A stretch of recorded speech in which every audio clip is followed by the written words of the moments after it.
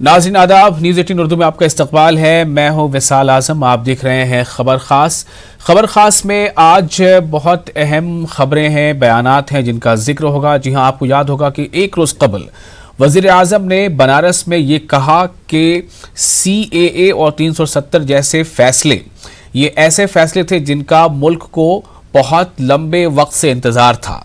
और उन्होंने साफ तौर से कहा है कि दुनिया की तरफ से बहुत ज़्यादा दबाव है, लेकिन उसके बावजूद इस फैसले पर हम अड़े रहेंगे, हम कदम पीछे नहीं हटाएंगे। एक साफ पैगाम है।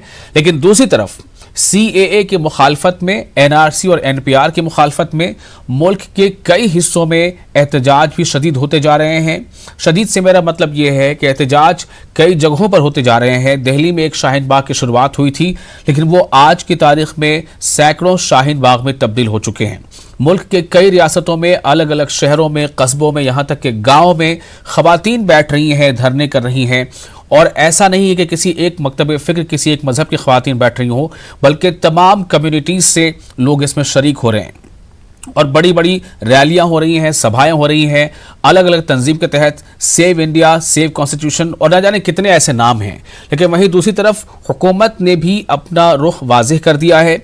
इससे पहले आपको याद होगा कि अमित शाह ने कहा था कि हम CAA पर 1 इंच भी पीछे नहीं हटेंगे। और एक रोज़ कबल वज़ीर आज़म ने कहा है कि हालांकि बहुत ज़्यादा दबाव है दुनिया की तरफ से भी, लेकिन उसके बावजूद हम इस पर डटे रहेंगे। वज़ीर आज़म ने कहा कि ये ऐसे फैसले हैं जिनका मुल्क को इंतज़ार था। इन्हीं सब के बीच शाहीन बाग में जो धरना चल रहा है दिल्ली में, और जिसके बारे में यह कहा जा रहा है कि दिल्ली के शाहीन बाग के इस धरने से जो ट्रैफिक ब्लॉकेज है, उससे उस इलाके के लोगों को काफ़ी परेशानियां हो रही हैं। इस ताल्लुक से दिल्ली के हाई कोर्ट में भी समाअत हुई। हाई कोर्ट ने भी कहा कि ये लोकल पुलिस इंतज़ामिया की जिम्मेदारी है कि वो इसे देखे। अब सुप्रीम कोर्ट में सुनवाई हुई। सुप्रीम कोर्ट में आज ये कहा गया कि किसी भी कानून के खिलाफ अगर आप राजी नहीं हैं, आप असहमत हैं, आपका डिसेंट है, तो आप अपनी आवाज़ बुलंद कर सकते हैं, ये आईनी हक है। लेकिन सड़क या रास्ते को ब्लॉक करके नहीं, क्योंकि इससे एक मिसाल बन जाती है दूसरे तमाम लोगों के लिए भी, दूसरी तंजीमों के लिए भी, कि क्या वो भी ऐसा कर सकते हैं। तो सुप्रीम कोर्ट ने इस मामले में एक मसालहतकार अपॉइंट कर दिया है। और अब इस मामले की अगली समाअत जो है वो 24 फरवरी को होगी। तो इसी बीच अब ये सवाल पैदा हो रहा है कि क्या ऐसा समझा जाए कि शाहीन बाग का धरना खत्म करा दिया जाएगा, या फिर क्या उसे शिफ्ट कराया जाएगा, या फिर धरना यूं ही जारी रहेगा, कोई और रास्ता निकलेगा। ऐसे कई पहलू हैं। और इसी बीच जैसा हमने आपको बताया कि जो डिसेंट है या इसके खिलाफ जो आवाज़ है, जो रजामंदी ना होने की जो आवाज़ है, इस पर वो भी बढ़ती जा रही है। मुल्क की कई रियासतों में CAA के खिलाफ, और कुछ रियासतों में तो CAA, NRC और NPR के खिलाफ करारदाद मंजूर हो चुकी है। अब उसमें एक और नाम जुड़ने जा रहा है, वो है तेलंगाना।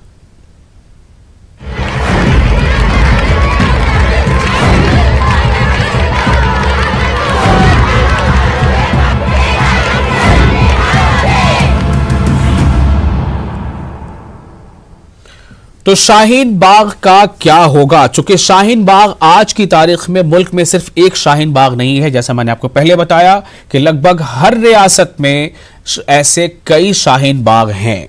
लेकिन सबसे पहले हम आपको इस खबर पर मजीद आगे बढ़ने से पहले आज की 8 अहम खबरें दिखाना चाहते हैं। ये वो आज की 8 अहम खबरें हैं। सबसे पहले आप देखिए, यह है कि जारी रहेगा शाहीन बाग। इसमें एक सवाल भी है और ये जवाब भी है। चूंकि सुप्रीम कोर्ट में आज जिस तरह से समाअत हुई है, उस समाअत में कहीं से ये बात नहीं आई कि ये धरना खत्म किया जाए या इस धरने को खत्म करना ही होगा, बल्कि सुप्रीम कोर्ट ने ये कहा है कि लोकतंत्र में, जमहूरियत में किसी भी कानून के खिलाफ आवाज उठाना इस ये जो है आइन से मिला हुआ हक है और इसमें कोई गलती या बुराई नहीं है। लेकिन उसकी भी कुछ हदें हैं। उस हद के तहत सुप्रीम कोर्ट का ये कहना था कि हम किसी सड़क को ब्लॉक करके या किसी शाहराह को ब्लॉक करके ऐसा नहीं कर सकते। इससे दूसरों के लिए भी एक राह आसान हो जाती है, जबकि इससे कईयों की तकलीफें या मुश्किलात बढ़ जाती हैं। और इस पर सीधे तौर पर अब एक चूंकि मसालहतकार पॉइंट कर दिया गया है जस्टिस हेगड़े को, तो ऐसा समझा जा रहा है कि इसमें कोई रास्ता निकलेगा। हालांकि अभी फिलहाल एक वक्त का और एक हफ्ते का और वक्त है, उसके बाद फिर समाअत होगी। तो ये देखना होगा कि आगे समाअत में किस तरह के रास्ते खुलते हैं और क्या बातें आगे होती हैं। दूसरी अहम खबर आज की यह है कि आप देखिए 2 करोड़ रुपए मुआवजे का मुतालबा। जहां आपको याद होगा कि जामिया में जो 15 दिसंबर की रात पुलिस ने जामिया के कैंपस के अंदर जाकर जो लाठी चार्ज किया था, आंसू गैस के शेल बरसाए थे, वो तस्वीरें आप स्क्रीन पर इस वक्त देख सकते हैं। वो उसको लेकर एक तालिब इल्म है, उसका नाम है शयान मुजीबी, उसने 2 करोड़ रुपए का मुआवजे का मुतालबा किया है। शयान मुजीबी ने 2 करोड़ रुपए का मुतालबा किया है। उसका यह कहना है कि उसके दोनों पैर तोड़ दिए हैं पुलिस वालों ने, और इसलिए उसका जो मुस्तकबिल है उस पर सवाल उठ गए हैं। तो वो चाहता है कि कोर्ट इस बारे में उसकी मदद करे, और उसने 2 करोड़ रुपए मुआवजे का मुतालबा किया है। तीसरी तस्वीर है, असदुद्दीन ओवैसी ने इसके खिलाफ आवाज बुलंद की है।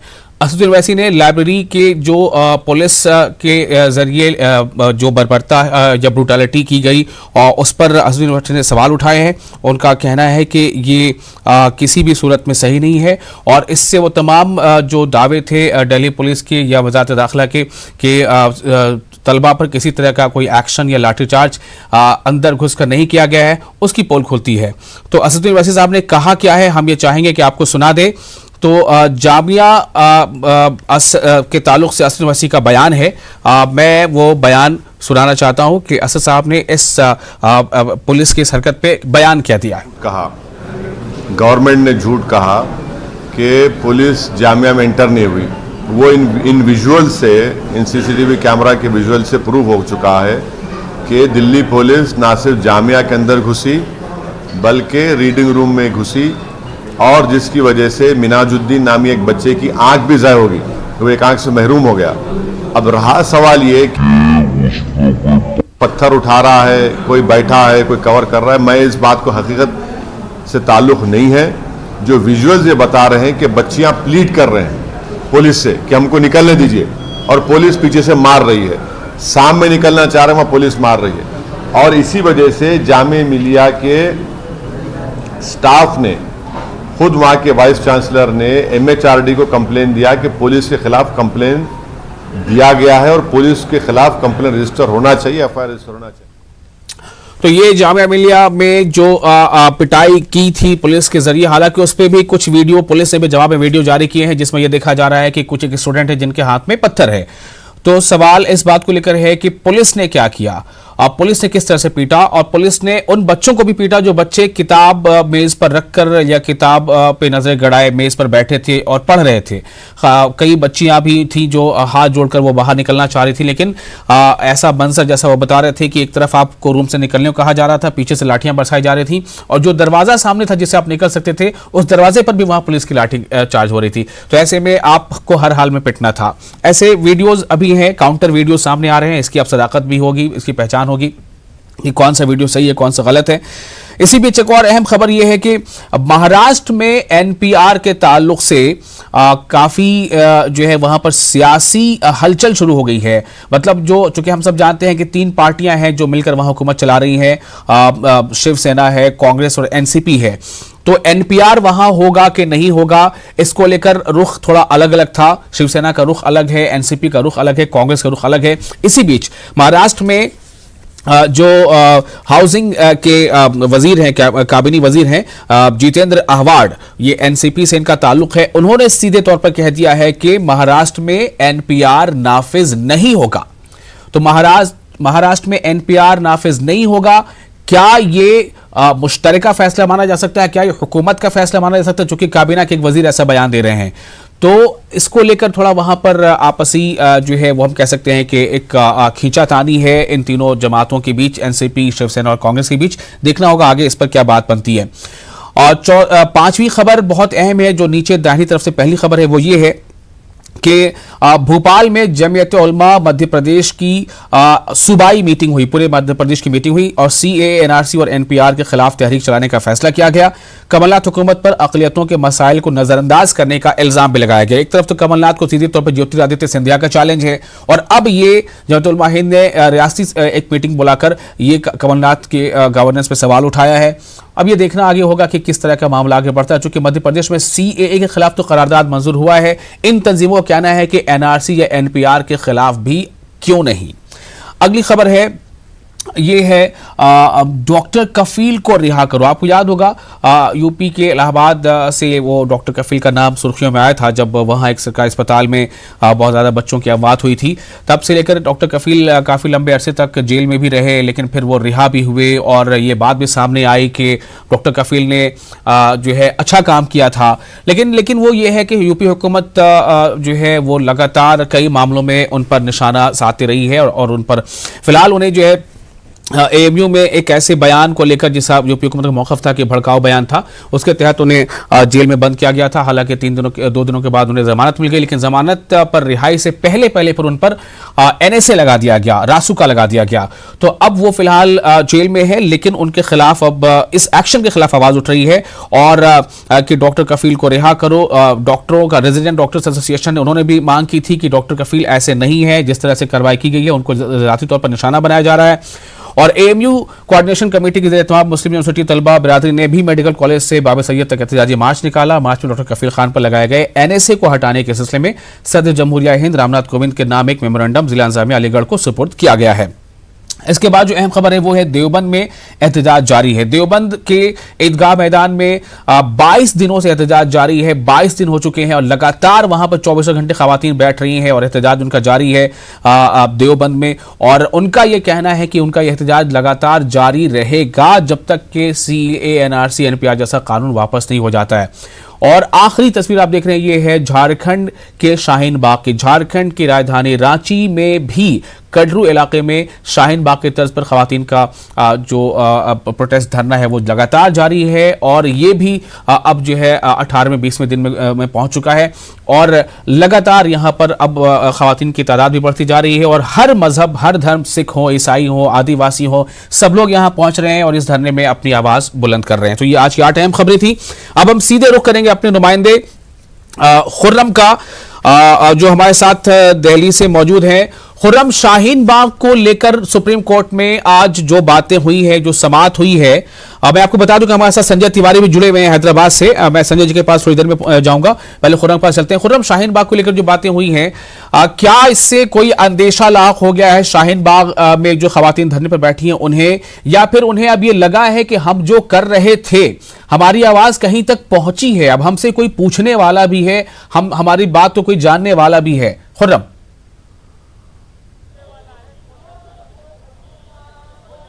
देखिए, बिल्कुल मैं शाहीन बाग में मौजूद हूं और आप देखेंगे कि यहाँ की जो तस्वीर है वो ये दिखाती है कि यहाँ पर अभी तक वो एहतजाज है, वो तमाम चीज़ें हैं जिन चीज़ों के लिए वो लोग यहाँ पर बैठे हुए थे वो जारी है। आप देखेंगे कि एहतजाज पर कोई ख़ास फ़र्क नहीं पड़ा है। शाहीन बाग की वो तमाम ख़वातीन हैं वो यहाँ पर एहतजाज कर रही हैं और कुछ अंदेशे और कुछ बातें जो सुप्रीम कोर्ट के ज़रिए से आज के फैसले को लेकर आई हैं, वो मेरे साथ कुछ ख़वातीन यहाँ पर मौजूद हैं, मैं उनसे ज़रूर पूछूँगा आज सुप्रीम कोर्ट ने जिस तरह से फैसला दिया, आप लोगों को क्या लगा कि आप लोग के हक में आया फैसला या फिर जो बात आप लोग कहना चाह रहे थे वो पहुंच गई?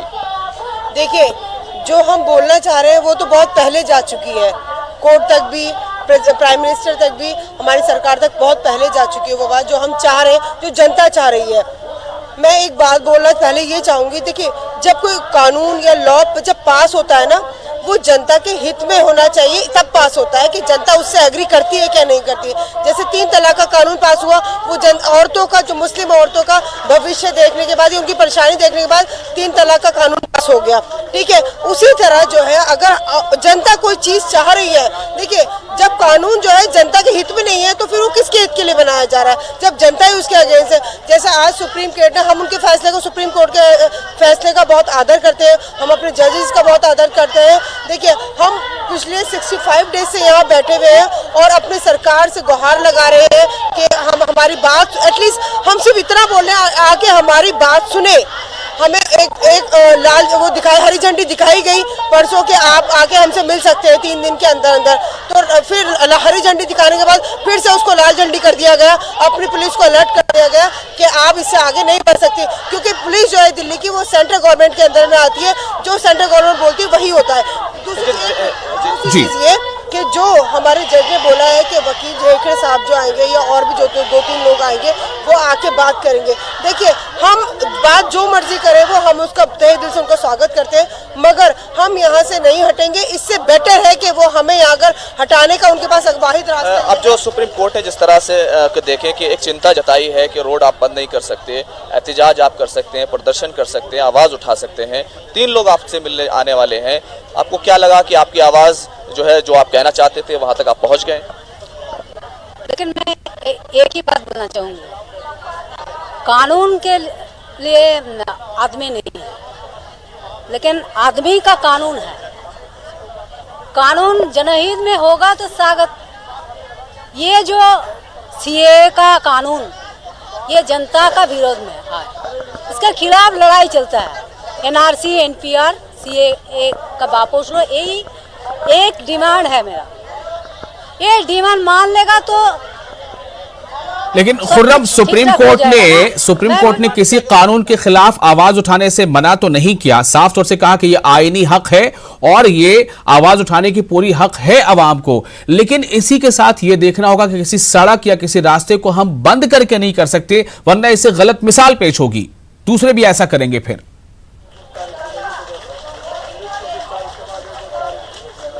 सुप्रीम कोर्ट ने जो चिंता जताई कि आप रास्ता बंद करके नहीं कर सकते, गलत मिसाल कायम होगी, फिर कोई भी रास्ता बंद कर देगा। अब कुछ लोग बात करने के लिए आप लोग आने वाले हैं कि अल्टरनेट जगह, कोई दूसरी जगह आप लोग देख लें, तो इसको लेकर के आप लोग क्या सोच रहे हैं? सुप्रीम कोर्ट की जो भी फैसला है वो हम लोगों को मान्य है, और जो भी बातचीत के लिए आएंगे वो बातचीत की जाएगी, और जो जनता के हित में होगा और जो सबकी राय होगी वही बात मानी जाएगी। क्या कोई इस बात पे चर्चा हुई है खुर्रम कि अगर इस जगह को, धरने की जगह को बदलने की बात आए, तो क्या इनके जहन में कोई नाम है, कोई जगह है जो ये चाहते हैं कि अगर ऐसी नौबत आई तो हमें वो जगह दे दी जाए, या फिर ये कि एक तरफ का रास्ता खोल दिया जाए? इनके जहन में क्या बात है?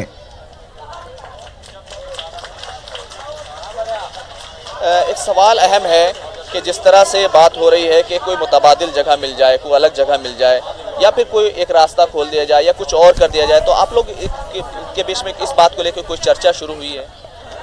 देखिए, अभी इस बात को लेकर चर्चा करेंगे, और जैसा सबका फैसला होगा, क्योंकि ये जनता का मूवमेंट है और इसको जनता ही इस पर फैसला लेगी, तो जैसा भी फैसला होगा वो कन्वे कर दिया जाएगा। और जो कि सुप्रीम कोर्ट का जिस तरीके से आदेश आया है मध्यस्थता के लिए, वो बातचीत होगी तो सबको पता चल जाएगा। शाहनवाज साहब, मुझे एक बात बताइए, ये सुप्रीम कोर्ट ने जो कहा कि आप मुतबादिल जगह देखिए, तो क्या क्या रास्ते निकालने के बारे में आप लोग सोच रहे हैं? देखिए, ऐसा है, हम अपने सुप्रीम कोर्ट का हम इसका सम्मान करते हैं, हाई कोर्ट का भी सम्मान करते हैं, मगर हमारा कोर्ट सरकार से भी तो पूछे कि आपको ऐसी क्या परेशानी पड़ गई थी, क्या मुसीबत आ गई थी आपके ऊपर में, जो आपने ये कानून इसका नाम जो है पूरे हिंदुस्तान की जनता के ऊपर में थोप दिया।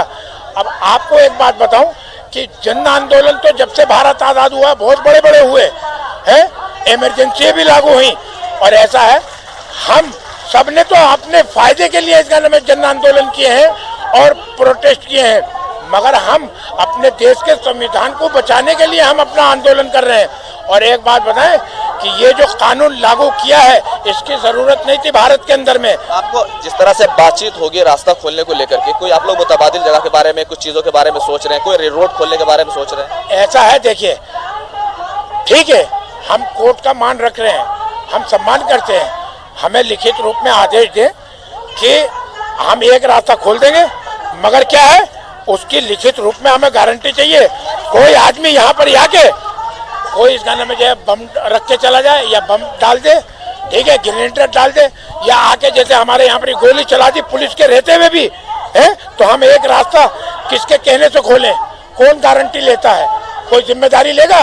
और ऐसा है, इसको हम शिफ्ट कहीं नहीं करने के हैं, हम मरने को बेशक तैयार हैं, हमारी माँ बहनें मरने को तैयार हैं, मगर एक बात बता दूं, आप अगर 10 साल भी जंतर मंतर पे बैठेंगे, राजघाट पे बैठेंगे, तो ये इस गाना में जो है सरकार जो है मिनट में बात बदलने वाली और मिनट में इस गाना में जो अपना पासा पलटने वाली, ये जो है ये इस गाने में हमें इस पे सरकार पे भरोसा नहीं है। देखिए विशाल, देखिए जी खुर्रम, भरोसे की बात है जी, वो सरकार की तरफ से पहल नहीं हुई बातचीत की, वो एक कहीं ना कहीं वो कमी दिखाई दे रही है और यही वजह है कि भरोसा करना लोगों के लिए सरकार पर वो काफी ज्यादा मुश्किल है जी। और तो अब ये जाहिर है देखना होगा कि 24 फरवरी को जो अगली समाअत होती है तो उस समाअत में क्या बात सामने आती है और जो मसालियातकार तय किए गए हैं वो किस तरह का फॉर्मूला लेकर आते हैं। शुक्रिया आपका। अब हम सीधे रुख करेंगे हैदराबाद अपने नुमाइंदे संजय तिवारी का। नाज़रीन, आपको बता दें कि सीएए के खिलाफ सबसे पहले केरल ने असेंबली में रेजोल्यूशन पास किया था, उसके बाद सीए और एनआरसी दोनों के खिलाफ, उसके बाद पंजाब ने, फिर बंगाल ने, फिर मध्य प्रदेश ने, फिर राजस्थान ने, फिर छत्तीसगढ़ ने। अब उसी पाइपलाइन में, उसी कड़ी में तेलंगाना का नाम जुड़ने जा रहा है। हम सीधे इस पर मजीद जानकारी के लिए चलते हैं अपने नुमाइंदे संजय तिवारी के पास। संजय,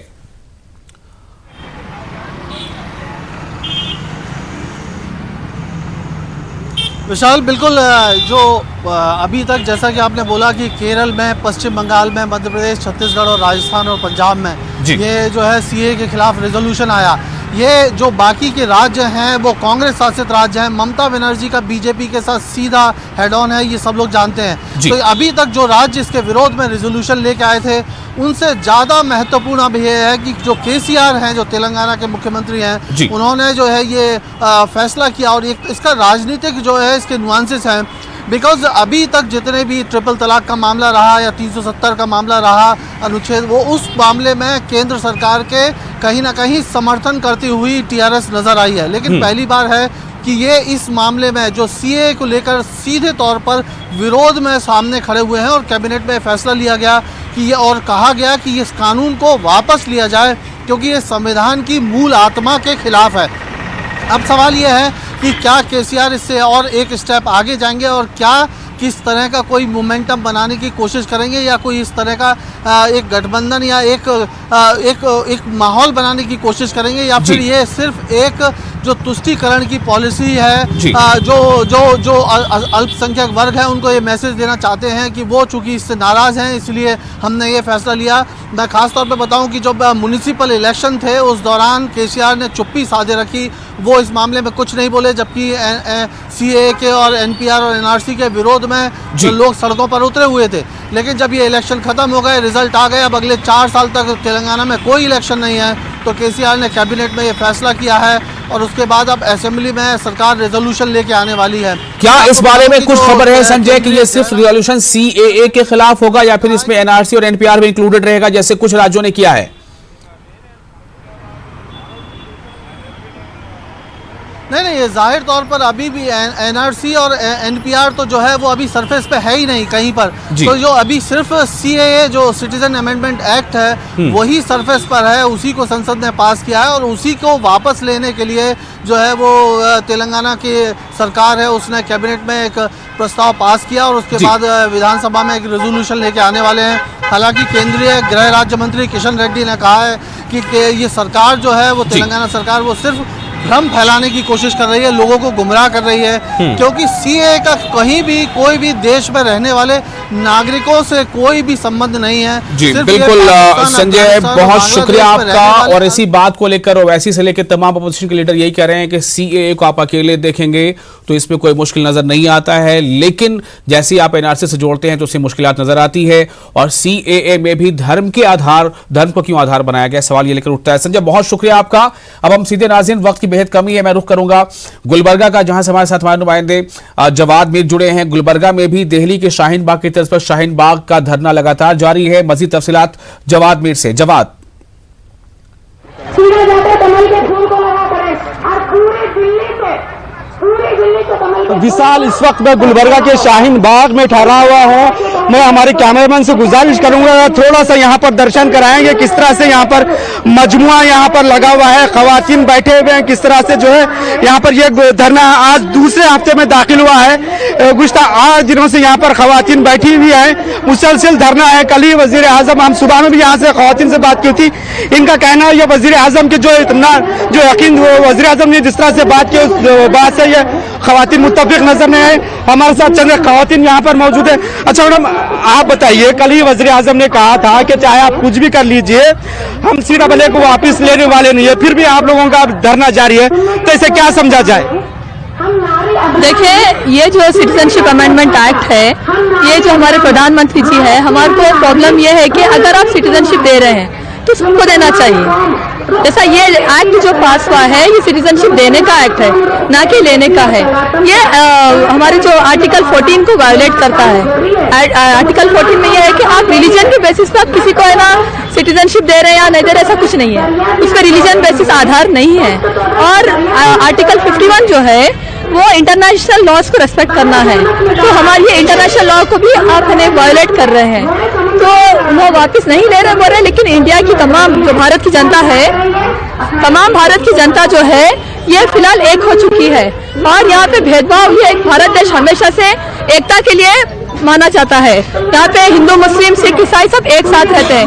अगर आप नागरिकता दे रहे हैं तो सबको दीजिए, सिर्फ है ना एक मुसलमानों को क्यों छोड़ रहे हैं? अच्छा, हमारे साथ एक मैडम अश्विनी मैडम मौजूद है। अच्छा अश्विनी मैडम, पीएम ने क्लियर कर दिया आप कुछ भी कीजिए हम वापस नहीं लेंगे, तो पीएम के स्टेटमेंट को आप किस तरह से देख रहे हैं? हम भी क्लियर कर देते हैं यहाँ से गुलबर्गा शाहीन बाग से, आप